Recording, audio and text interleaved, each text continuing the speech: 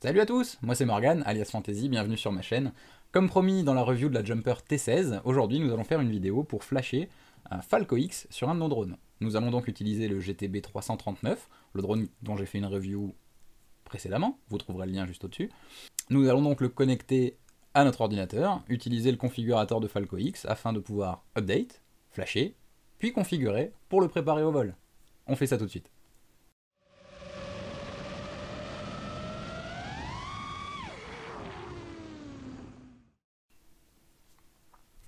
Lorsque vous recevez votre GTB 339 Pro, donc la version Diaton vendue par Flight One, il est déjà flashé. Donc vous avez déjà Falco X installé dessus, les meilleurs settings pour vos ESC, comme Preston généralement les recommande. Mais nous, on va quand même faire le flash, puisque je crois que la version qui est disponible sur les GTB 339, ou en tout cas le mien ici, n'est pas la dernière mise à jour. Donc, relativement simple, vous allez vous munir d'un câble en micro USB, ou mini USB, je ne sais jamais, en tout cas je pense que vous savez de quoi je parle. On va le brancher ici, et là on se rend compte d'une chose, c'est que les hélices nous gênent. Donc moi j'aimerais quand même attirer votre attention sur une chose, quand vous flashez un drone, même sous Falco X, n'hésitez pas, et surtout n'oubliez pas, à enlever vos hélices. Donc on va faire ça tout de suite.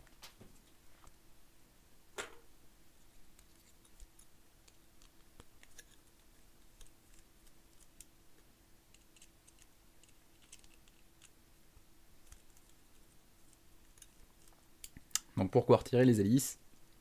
Vous le verrez, dans une des pages de la configuration, vous vous retrouvez avec une demande pour tester quel est votre type de SC.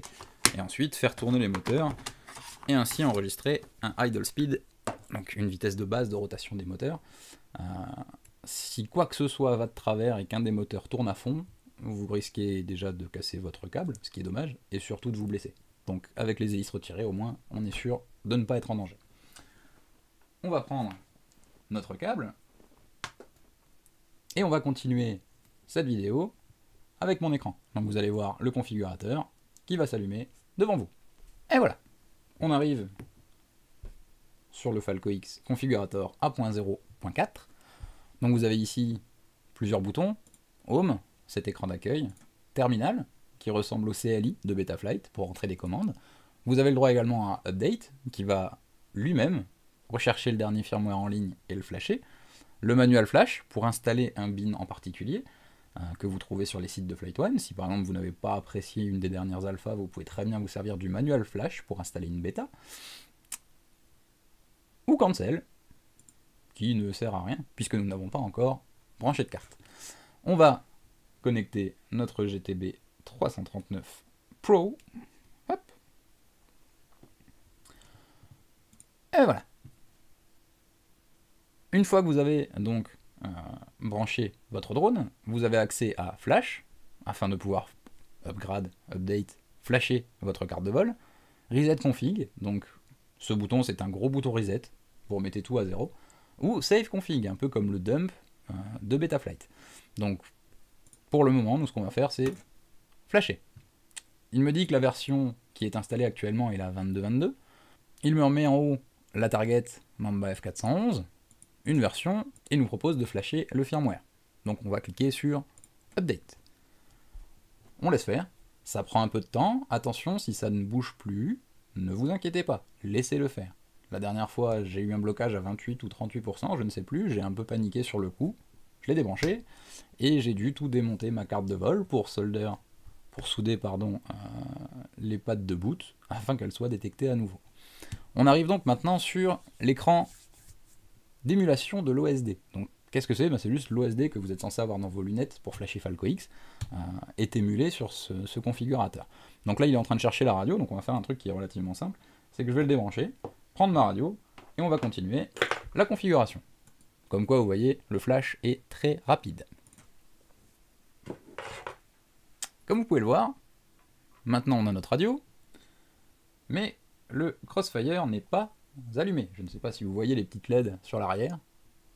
En tout cas, il n'est pas allumé, donc on va lui apporter du jus. Hop. Voilà. Le Crossfire a été trouvé sur l'UART 1, Smart Audio sur l'UART 2. Il me demande de bouger mon arm switch. Le mien est toujours situé ici. Maintenant, on bouge les sticks en cercle pendant 2 secondes. On nous demande de centrer tous les sticks. Je suis désolé, j'ai l'habitude de le lire en anglais. J'ai du mal à le dire en français. Les gaz vers le bas. Le yaw, le lacet vers la gauche.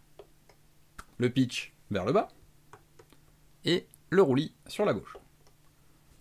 On met son arm switch en position armée. Et on bouge le roulis sur la droite. Est-ce qu'on veut setup l'auto-level? Allez, pour rigoler. Ah, move switch, move switch, move switch. Il est bien celui-là. Il est en on. Roulis à droite. Hop. Et voilà, les wizards sont terminés. Comme vous avez pu le constater, les wizards pour le GTB 339 sont super courts. D'habitude, vous aurez quelques étapes en plus que nous verrons dans une prochaine vidéo. Une étape où on vous demande de mettre le drone sur son nez, de façon à ce que Falco X comprenne l'orientation de votre carte de vol. Vous aurez également à choisir, théoriquement, si vous voulez que les hélices tournent en reverse props, donc vers l'extérieur, ou vers l'intérieur, comme la rotation classique, comme dans Betaflight à la base. Vous avez également une autre partie du setup qui va vous demander si vous êtes en BLLI 32 ou BLLI S. Tout ça, je vais vous le montrer dans une des prochaines vidéos, comme je viens de vous le dire, qui sera certainement longue, donc je ne sais pas si je vais la faire en plusieurs épisodes ou pas. En tout cas, je vais vous faire un montage complet de drone sous Falco X. Donc on va partir de toutes les pièces détachées qui sont actuellement posées sur mon établi en bas, jusqu'à ce qu'on ait un drone qui puisse voler et flasher sous Falco X. Voilà, donc vous verrez le reste des wizards une prochaine fois. En tout cas, en ce qui concerne le GTB 339, donc de Diatone réalisé en collaboration avec Flight One, comme vous le voyez, vous n'avez même pas besoin d'ordinateur en soi, puisque moi j'ai flashé le firmware. Si vous ne le flashez pas, il arrive pré-flashé avec Falco X, je vous l'ai dit. Ce qui veut dire que vous n'avez pas besoin d'ordinateur, vous pouvez directement mettre vos lunettes, faire la configuration de base, et c'est parti, vous amusez avec. Nous on va maintenant rentrer dans les menus de ce petit drone, à savoir tout de même, Falco X, lors de l'installation, et en tout cas la première fois pour la configuration, passe le VTX en A1. Donc si ce n'est pas le channel habituel que vous utilisez, n'ayez aucune crainte. Si vous allumez votre drone la première fois et vous voyez uniquement de la neige sur vos écrans, c'est normal. Il suffit de passer en A1. Donc moi bizarrement je n'ai rien en A1, donc je vais devoir me servir soit du petit écran soit de mes lunettes, les passer en A1 et on va continuer à étudier un petit peu le menu de Falco X. Allez, on y va.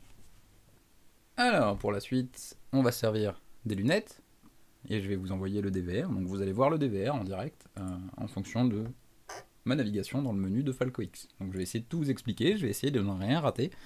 En tout cas, toutes mes excuses si je rate un morceau. Je vais vraiment essayer de tout vous faire. Allez, c'est parti. Donc, première chose, brancher notre quad, et passer dans nos lunettes. Voilà. Pour entrer dans l'OSD de Falco X, c'est tout simple, les deux sticks en bas à gauche. Voilà.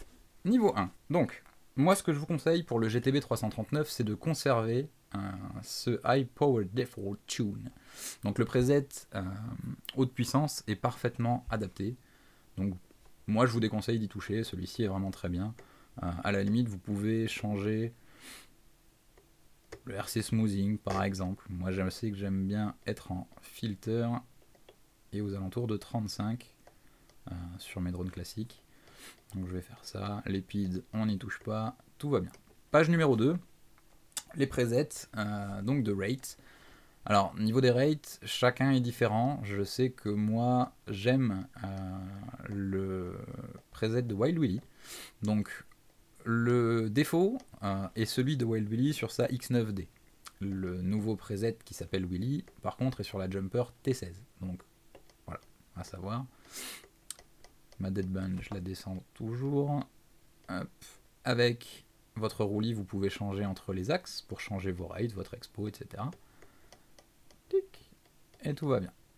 Troisième page, vos filtres. Alors, ceux-ci sont définis par le premier preset que nous avons choisi. Donc là, c'est le High Power Default Tune. On va le laisser comme ça. En général, on n'a rien à toucher. Je sais que moi, j'aime bien mettre un tout petit peu de anti-aliasing dynamique sur mes filtres. on verra bien ce que ça donne. Page 4, vous avez donc les courbes. Vous pouvez ici modifier les courbes, donc les TPA. Un peu compliqué, je vous avoue que si vous n'avez pas à y toucher, ne le faites pas, ça vous évitera de faire des bêtises. Page 5, notre VTX. Donc là, on sait par exemple que notre VTX est un TBS Unify Pro 32 Nano, comme je l'avais annoncé. Je l'ai mis en A1 pour... Enfin, j'ai changé mes lunettes pour avoir A1, puisque d'origine, comme je vous l'ai dit, Falco X démarre en A1. Moi, je vais essayer de le changer. Donc je ne sais plus comment ça marche. D'accord, il suffit d'aller à droite. Hop. Et je suis souvent en Race 5, donc on va le laisser. Au niveau du power, pas obligé de mettre à fond, hein, je vous l'avoue. Je vais le mettre en 400 mW pour plus tard. Le pit mode, pas besoin. Kill channel, pas besoin. Sending settings, hop là. Et normalement, ça devrait avoir changé. Le problème, c'est qu'il n'est pas en R5. Un petit coucou du Fantasy du futur. Alors, un truc tout bête que je viens d'éclaircir avec Marc, mon collègue du support. Donc, vous trouverez sa vidéo d'ailleurs en anglais dans la description de celle-ci, et peut-être en vignette si j'arrive à l'inclure. Lui a fait la même vidéo donc pour un public anglais et anglophone, et il vient de me dire pourquoi mon Smart Audio ne sauvegardait pas. Alors ça va être relativement compliqué.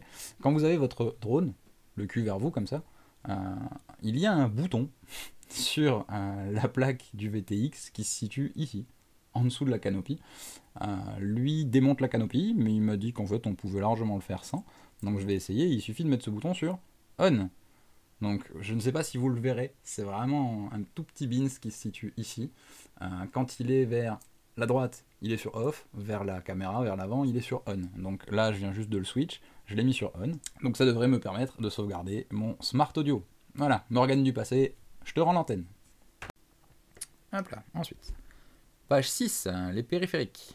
Je n'ai pas de LED d'allumé, donc pas besoin. Je n'ai pas de système DJI, pas besoin, et pas de GPS. Donc sur la page 6, c'est tous les périphériques externes que vous pourriez avoir envie de configurer. Page 7, le protocole des ESC. Des-Shot 300, 600 est largement suffisant, surtout si vous n'êtes pas un world class racer, si vous n'êtes pas vraiment un champion du monde de racing, honnêtement, vous ne sentirez pas beaucoup de différence. Si vous avez beaucoup d'expérience de vol, oui, vous pouvez vous amuser à changer tout ça. Moi, je vous avoue que je vais laisser en Des-Shot 300 pour mes premiers tests, puisque théoriquement, tout a été réglé d'origine. On va mettre les moteurs en idle, de façon à voir dans quel sens ils tournent. Donc,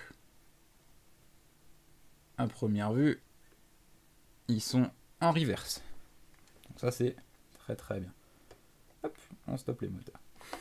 Ils tournent tous, il n'y a aucun souci, donc on peut passer à la page 8. Le arm type, double ou simple. Moi j'aime bien le double, ça vous permet d'avoir une sécurité, puisque si vous activez une fois votre stick sans faire exprès, vous avez les risques de vous blesser ou de blesser quelqu'un. Alors que si vous devez faire un double arme, généralement c'est que vous avez voulu armer votre quad. Le COPA, donc c'est le Turtle Mode pour retourner votre drone si vous êtes sur le dos. Moi je le préfère en manuel, certains le préfèrent en automatique, à vous de tester. En métrique bien sûr, puisque nous sommes français. Je sais que voltage offset, c'est la correction d'erreur possible entre le voltage effectif de la radio, de la batterie pardon, et le voltage affiché dans l'OSD. Je sais qu'en général à moins 0,2 ça marche pas trop mal. Batterie low en 3,7 c'est très bien. Batterie morte, ouais 360 pourquoi pas.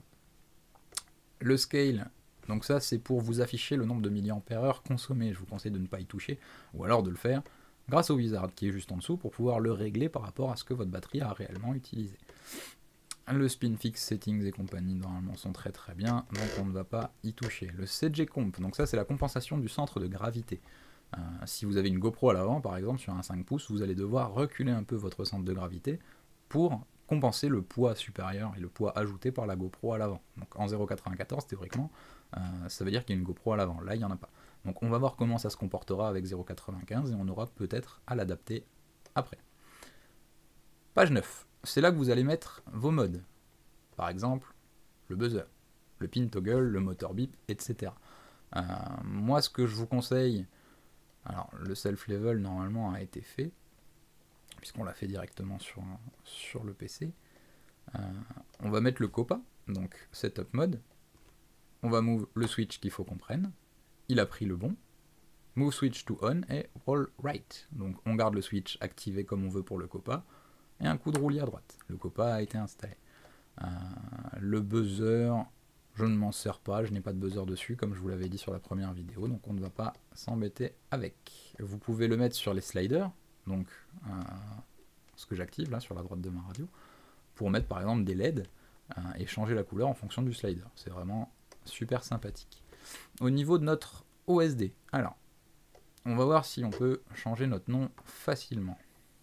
Ah, j'ai été trop loin, c'est parti. Alors, c'est relativement long, pas forcément super drôle, mais ils ont accéléré la chose, je vous promets, parce que les premières alphas étaient catastrophiques pour pouvoir changer son nom. Et bien sûr, quand on est comme moi et qu'on s'amuse à mettre une majuscule en plein milieu, bah c'est un peu plus long. Hop, on y est. Non, dans l'autre sens. Et on va chercher le Y. Voilà. Voilà. Il est où le rien du tout? Il est tout en bas, je suis sûr. Il est tout en bas.